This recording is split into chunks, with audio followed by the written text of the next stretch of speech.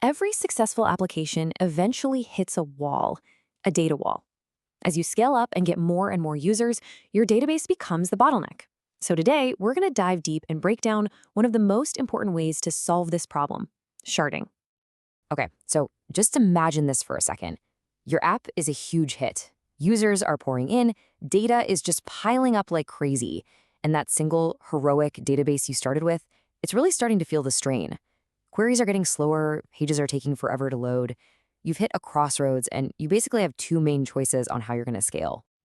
And that brings us right to the big scaling dilemma. Do you scale up or do you scale out? Let's take a look at what each of these really means. So on one side, you've got vertical scaling, or scaling up. This is kind of like giving your one server a massive upgrade. You just keep adding more CPU, more RAM, more power.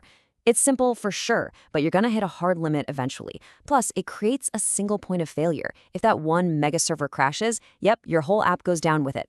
Now, on the other side, you have horizontal scaling, or scaling out. Instead of one giant server, you just add more cheaper servers to a whole fleet. This spreads the load, gets rid of that single point of failure, and lets you grow pretty much infinitely. Look, scaling up might work for a little while, but it just can't keep up with a modern global scale app. When you're talking about that level of growth, scaling out isn't just a good idea, it's really the only way forward. And the most critical technique for scaling out a database is something called sharding. All right, so let's get into it. What exactly is sharding?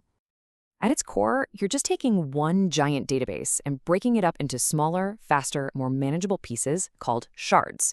And the really important thing to get here is that every single shard has the exact same structure. The same tables, the same columns, but each one holds a completely different slice of the data. Now that all sounds great in theory, right? But let's make it real. We're going to use a fantastic example from Alex Su's book, System Design Interview, to show you how this actually works with real user data. Okay, so the magic here starts with something called a sharding key. Think of it like a routing address for your data.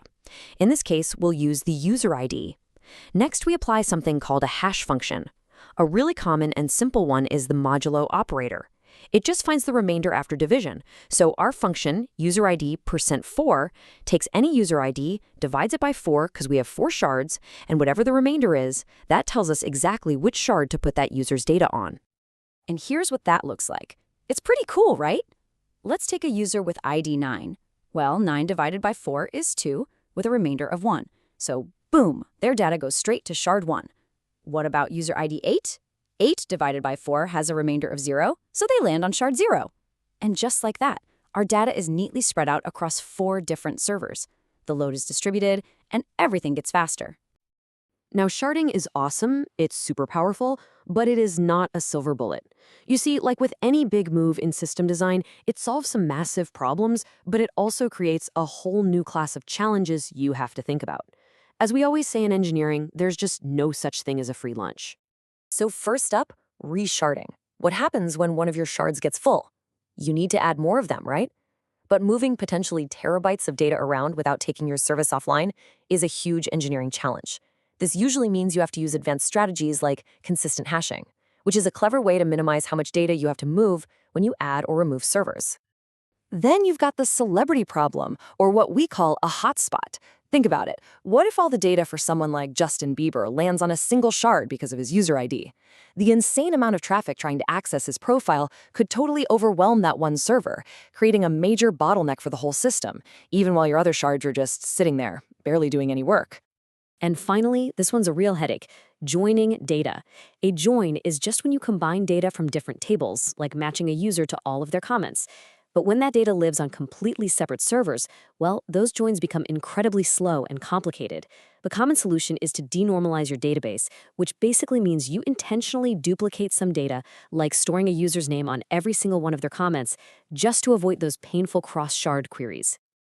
And this really brings us to a key quote from Alex Su. He says, "Sharding is a great technique to scale the database, but it is far from a perfect solution.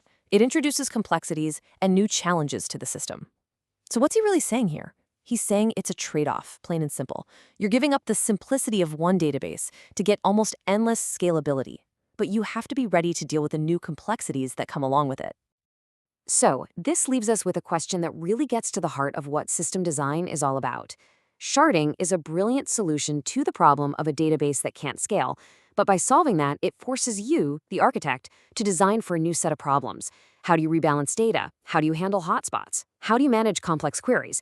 So the real question you have to ask isn't just, how do I solve this problem, but what new problems am I willing to take on for the future of my system?